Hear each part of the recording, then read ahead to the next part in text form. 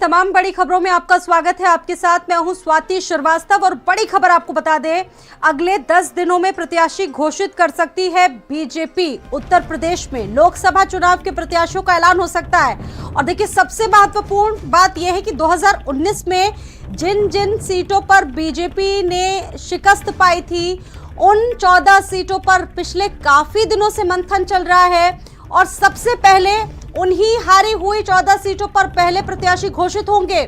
सूत्र ये कहते हैं ज्यादा समय तक क्षेत्र में भ्रमण कर सकेंगे बीजेपी प्रत्याशी। 14 हारी हुई सीटों पर लगातार बीजेपी मंथन कर रही है। 14 में से 2 सीटें आरएलडी सुभासभा को भी दी जा सकती है। हारी सीटों पर पहले लोकसभा विस्तारक नियुक्त किए गए थे। तो पिछले काफी दिनों से मंथन तो इस बात पर चल रहा है और साथ ही साथ जो जानकारी आ रही वो बड़ी है। 10 दिनों में प्रत्याशियों का ऐलान कर सकती है बीजेपी। उत्तर प्रदेश में खासतौर से उन सीटों पर जहां पर विपक्ष ने अच्छी खासी शिकस्त बीजेपी को दी थी और पिछले अगर 5 सालों की बात करें तो लगातार बीजेपी के तमाम नेता उन क्षेत्रों में गए, विश्लेषण किया और जो जानकारी आ रही है उन 14 हारी हुई सीटों पर बीजेपी पहले अपनी सामने लिस्ट ला सकती है। संदीप खेर मेरे साथ इस खबर पर जुड़ चुके हैं। संदीप, उत्तर प्रदेश में 14 ऐसी सीटें थी जहां पर बीजेपी ने एक बड़ी शिकस्त पाई थी और काफी दिनों से इस पर मंथन चल रहा था और सबसे पहले प्रत्याशी भी वहीं पर उतारेगी बीजेपी। इसको लेकर क्या पूरी रणनीति है बीजेपी के पास में? देखिए, बिल्कुल सभी को पता है कि लोकसभा चुनाव को लेकर भारतीय जनता पार्टी लगातार मंथन कर रही है। बैठकों का दौर है। आज भी देखिए, राजधानी लखनऊ में एक बड़ी बैठक जो है उसका आयोजन हो रहा है। इसके पहले भी भारतीय जनता पार्टी में लगातार बड़ी बड़ी बैठकें, कल दिल्ली में भी एक बड़ी बैठक बुलाई गई है जिसमें तमाम जो प्रभारी हैं, जो क्लस्टर हैं, वो मौजूद रहेंगे।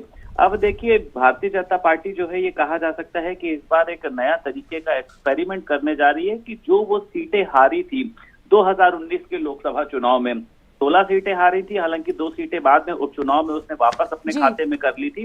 लेकिन ये बताया जा रहा है कि इस बार जो पहले चरण की जो लिस्ट जारी होगी वो 2019 में जिन सीटों को हारा गया था वहां के उम्मीदवारों के नाम घोषित किए जाएंगे। देखिए, इसलिए भी क्योंकि सभी को पता है कि धीरे धीरे जो है वो चुनाव की तारीखें यानी अधिसूचना की तारीख भी आने वाले समय में, देखिए ये भी बताया जा रहा है कि 1 तारीख को भारत निर्वाचन आयोग जो है वो यहाँ पर आएगा और 2 तारीख को प्रेस वार्ता की जाएगी। और ये अक्सर देखा गया है कि प्रेस वार्ता करने के कुछ दिनों बाद ही आचार संहिता लग जाती है। ऐसे में भारतीय जनता पार्टी देखिए प्रत्याशियों के नाम इसलिए घोषित करना चाहती है कि आचार संहिता के पहले उनको समय मिल सके, यानी जनता के बीच में वो पहुंच सके। सभी को पता है कि 2019 के देखिए लोकसभा चुनाव में भारतीय जनता पार्टी ने लगभग 80 में से 78 सीटों पर चुनाव लड़ा था, जिसमें 2 सीटें जो है वो अपना दल एस के पास थी। भाजपा ने 62 सीटों पर जो जीत है वो अपनी दर्ज करी थी। हारी हुई सीटों को लेकर देखिए लगातार फोकस चल रहा है और ये भी कहा गया है कि 2 जो इसमें जो सीटें हैं सुहेलदेव भारतीय समाज पार्टी के खाते में जा सकती है, जिसमें ये बताया जा रहा है कि जो बिजनौर की जो सीट है वो रालोद को दी जा सकती है और गाजीपुर की जो सीट है वो सुभासभा को दी जा सकती है। यानी भारतीय जनता पार्टी देखिए लगातार अपनी जो रणनीति है उसके तहत आगे बढ़ रही है और आचार संहिता के पहले भारतीय जनता पार्टी। ठीक है संदीप, आपका बहुत धन्यवाद। आपसे आगे भी जानकारी लेंगे। 14 हारी हुई सीटों पर बीजेपी लगातार मंथन कर रही है और अगले 10 दिनों में इन सीटों से उम्मीदवार भी